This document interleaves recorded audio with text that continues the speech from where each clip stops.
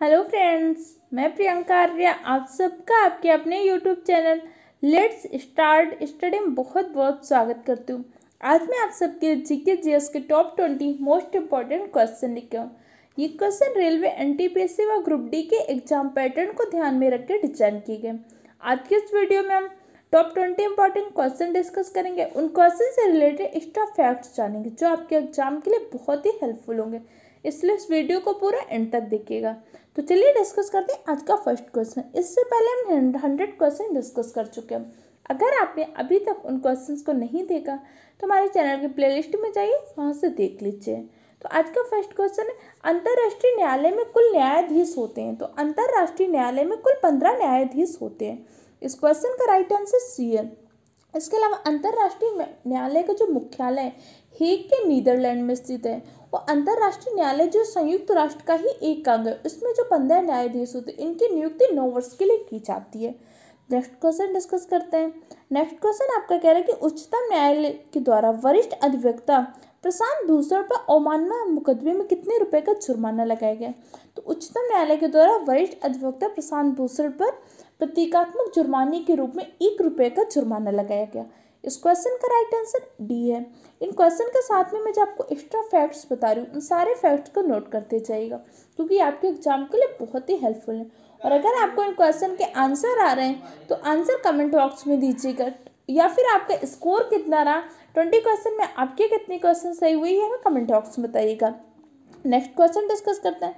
Next question कह रहे हैं कि उस समिति का नाम बताइए जिसने एफडीआई और एफएलआई दोनों को सम्मिलित रूप से परिभाषित किया है। तो समिति है आपकी अरविंद मायाराम समिति। इस क्वेश्चन का राइट आंसर बी है। अब इसके अदर समितियों के बारे में डिस्कस कर लेते हैं। जैसे पहली समिति आपकी रघुराम राजन समिति। रघुराम राजन समिति का संबंध है वित्तीय सुधार से। दीपक मोहंती समिति ने वित्तीय समावेशन की कार्य योजना को तैयार किया था। विवेक देवराय समिति की अनुशंसा पर ही रेल बजट को आम बजट में शामिल किया गया था। ये तीनों समितियां आपके लिए बहुत ही हेल्पफुल है, इसलिए इनको नोट कर लीजिएगा और रेगुलर वे पे रिविजन करते रहिएगा। नेक्स्ट क्वेश्चन कह रहे हैं भारत के शिक्षा मंत्री कौन है? तो भारत के शिक्षा मंत्री आपके रमेश पोखरियाल निशंक। इस क्वेश्चन का राइट आंसर सी है। अभी हाल ही में भारत में क्या हुआ है, मानव संसाधन मंत्रालय को नाम बदल कर शिक्षा मंत्रालय रखा गया, इसलिए क्वेश्चन आपके एग्जाम के लिए बहुत ही हेल्पफुल होता है। नेक्स्ट क्वेश्चन डिस्कस करते हैं। नेक्स्ट क्वेश्चन कह रहा है कि आपका हाल ही में पूर्व राष्ट्रपति श्री प्रणब मुखर्जी का निधन हुआ है, तो उनका कार्यकाल कौन सा था? इससे पूर्व जो आपके राष्ट्रपति थे प्रणब मुखर्जी ने 2012 से 17 तक कार्यकाल संभाला, तो उनका ये 13वां कार्यकाल था। इस क्वेश्चन का राइट आंसर सी है। इसके अलावा राष्ट्रपति का उल्लेख आपके अनुच्छेद 52 में कहा गया कि भारत के एक राष्ट्रपति होगा जो संवैधानिक प्रमुख होगा। तो जो मैं आपको एक्स्ट्रा फैक्ट्स बता रही हूँ उन सारे फैक्ट को नोट करते जाइएगा और रेगुलर वे पे रिविजन करते रहिए। और अगर आपको इन क्वेश्चन के आंसर आ रहे हैं तो आंसर कमेंट बॉक्स में दीजिए। नेक्स्ट क्वेश्चन डिस्कस करते हैं। नेक्स्ट क्वेश्चन करके भारतीय अर्थव्यवस्था में क्षेत्रों को किस आधार पर निजी और सार्वजनिक क्षेत्रों में डिवाइड किया गया? तो हमारी अर्थव्यवस्था में क्षेत्रों को निजी क्षेत्र में सार्वजनिक क्षेत्र में डिवाइड किया गया, तो उद्यमों के स्वामित्व के आधार पर डिवाइड किया गया है।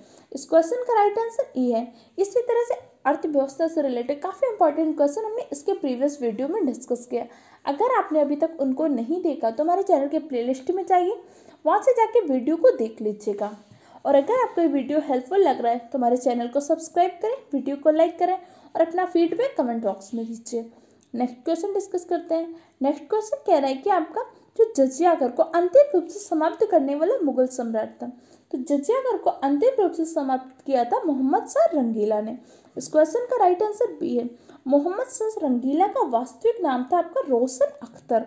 कई बार एग्जाम में इसका क्वेश्चन पूछे जा सकते हैं। और मोहम्मद शाह रंगीला के समय ही नादिर शाह ने आक्रमण किया था, तो नादिर शाह ने 1739 में आक्रमण किया था और नादिर शाह ने आक्रमण करके भारत से तख्ते ताउस, जिसे मयूर सिंहासन भी कहते हैं, और कोहिनूर हीरा को लूट कर लेके गया था। इसके अलावा अकबर ने 1564 में भारत में जजिया कर को समाप्त किया था, लेकिन जजिया कर को अंतिम रूप से समाप्त किया था मोहम्मद शाह रंगीला ने।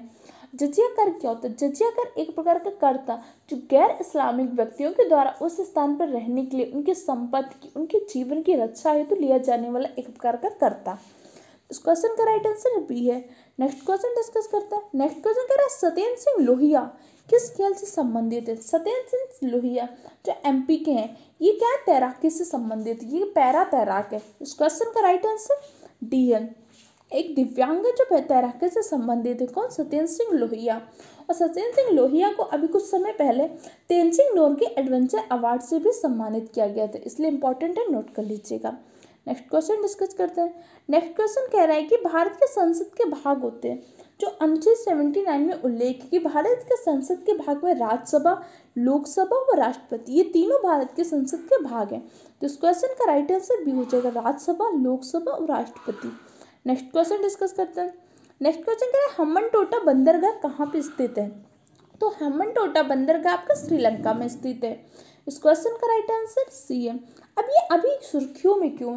क्योंकि अभी क्या हुआ, कुछ समय पहले चीन ने हम्बनटोटा बंदरगाह को श्रीलंका से लीज पर लिया है, इसलिए आपके लिए इंपॉर्टेंट बन जाता है। नेक्स्ट क्वेश्चन डिस्कस करते हैं। नेक्स्ट क्वेश्चन आपका कह रहा है कि जो सिंधु घाटी सभ्यता थी, इसकी प्रमुख विशेषताएं क्या थी? सिंधु घाटी सभ्यता की प्रमुख विशेषता वहां की नगर नियोजन पद्धति थी। इस क्वेश्चन का राइट आंसर बी। सिंधु घाटी सभ्यता या हड़प्पा सभ्यता, वहां पे जो सड़कें थी, सड़कें परस्पर क्या होती थी? समकोण प्रकार की थी। इसके अलावा जल निकासी प्रणाली बहुत ही अच्छी थी, नालियां बनी हुई थी और सड़कें समकोण प्रकार की थी। नगर नियोजन की जो व्यवस्था थी बहुत ही उत्कृष्ट थी। इसके अलावा सिंधु घाटी सभ्यता को हड़प्पा सभ्यता भी बोलते हैं। इसके अलावा इससे कांस्ययुगीन सभ्यता बोलते हैं। कांस्ययुगीन सभ्यता क्यों बोलते हैं? क्योंकि सबसे पहली बार कांस्य धातु का प्रयोग हुआ था।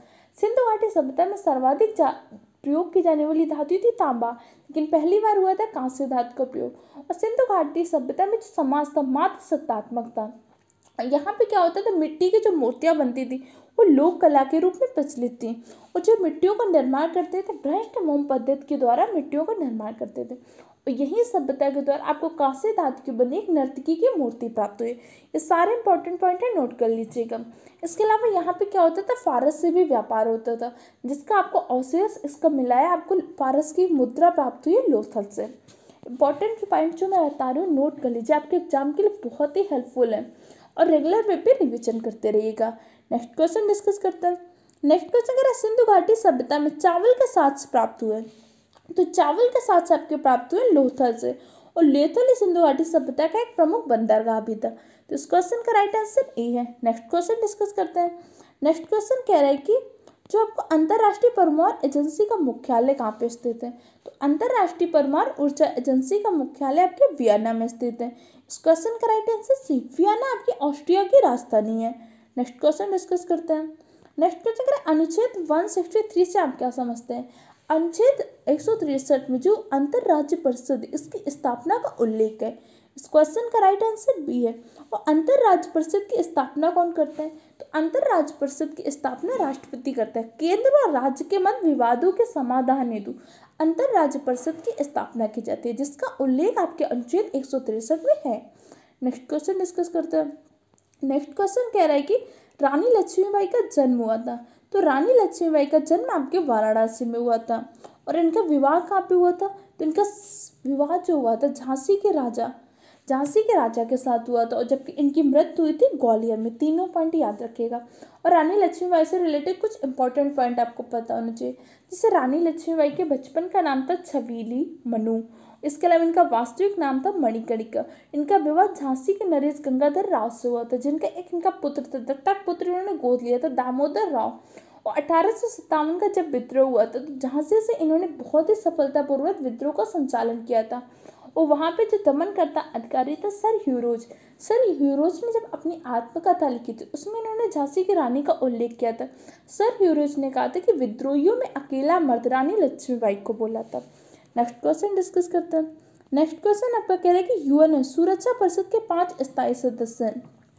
तो चीन, फ्रांस, रूस, यूके और यूएसए, ये पांचों क्या है? सुरक्षा परिषद के 5 स्थायी सदस्य हैं। इस क्वेश्चन का राइट आंसर बी है, ए है। इसके अलावा नेक्स्ट क्वेश्चन डिस्कस करते हैं।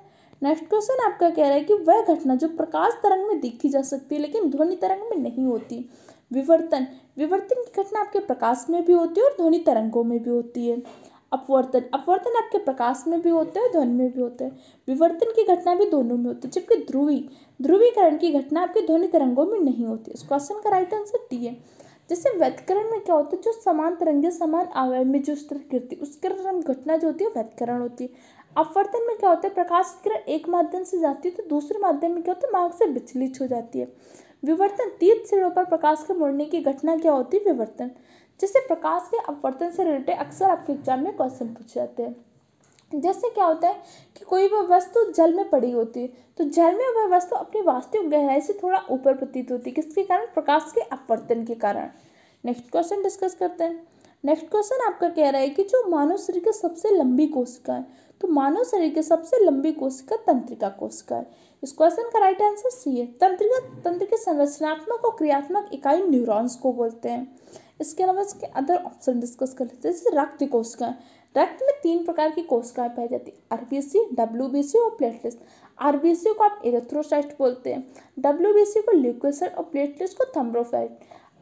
आरबीसी में हीमोग्लोबिन पाया जाता है। हीमोग्लोबिन में हीम एक प्रकार का वर्णक होता है जबकि ग्लोबिन एक प्रकार का प्रोटीन होता है। हीमोग्लोबिन की उपस्थिति के कारण रक्त का रंग लाल होता है और हीमोग्लोबिन ऑक्सीजन के परिवहन में सहायक होते हैं। डब्ल्यूबीसी आपके प्रतिरक्षा तंत्र को मजबूत करता है। डब्ल्यूबीसी में अलग अलग कोशिकाएं होती है, जैसे आपकी होती है न्यूट्रोफिल्स, थ्रोम्बोसाइट्स से होती है, न्यूट्रोफिल्स होती है, बेसोफिल्स होती है, लिम्फोसाइट्स होती है। ये सारी कोशिकाएं डब्ल्यूबीसी हमारे प्रतिरक्षा तंत्र को मजबूत करती हैं।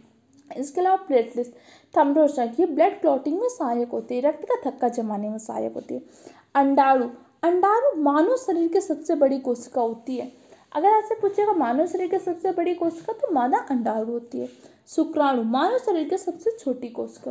और कोशिका का अध्ययन करते हैं हम साइटोलॉजी में। Study of cell is called cytology. कोशिका हमारे शरीर की संरचनात्मक व क्रियात्मक इकाई होती है।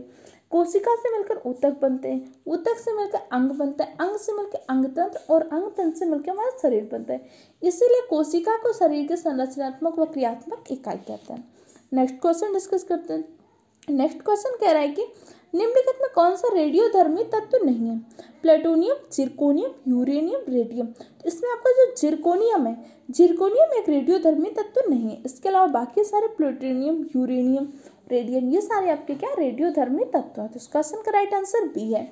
नेक्स्ट क्वेश्चन डिस्कस करते हैं और आज का लास्ट क्वेश्चन है, महात्मा गांधी से उनके दक्षिण अफ्रीका आवास का समय कौन मिलने गया था। तो महात्मा गांधी जब दक्षिण अफ्रीका में थे उस समय उनसे मिलने गए थे गोपाल कृष्ण गोखले। इस क्वेश्चन का राइट आंसर बी है और गोपाल कृष्ण गोखले ही महात्मा गांधी के राजनीतिक गुरु कहलाते हैं। आज का हमारा क्वेश्चन है, इस क्वेश्चन का आंसर आपको देख के जाना है। अगर आपको इस क्वेश्चन का आंसर नहीं आ रहा तो कल के क्वेश्चन आंसर में आपको बताऊंगी। आज का क्वेश्चन का निम्नलिखित में कौन सा सही है। सुभाष चंद्र बोस ने महात्मा गांधी को राष्ट्रपिता कहा था। महात्मा गांधी को मलंग बाबा भी कहा जाता है। हिंदू स्वराज महात्मा गांधी द्वारा लिखी हुई आत्मकथा है। महात्मा गांधी की पत्नी का नाम कस्तूरबा गांधी था। इसमें ऐसा कौन सा कथन है जो सही नहीं, इसका आंसर कमेंट बॉक्स में देख के जाइएगा। बाकी आप रेगुलर वे पे रिविजन करते रहिए, नोट्स बनाते रहिए और अच्छे से अपनी पढ़ाई करते रहिए। और अगर आपको इन क्वेश्चन की पीडीएफ चाहिए तो पीडीएफ के लिए हमारे टेलीग्राम चैनल को ज्वाइन कर लीजिए, उसके लिंक आपको डिस्क्रिप्शन बॉक्स में दी गई है। Okay friend, thank you for the watching my video.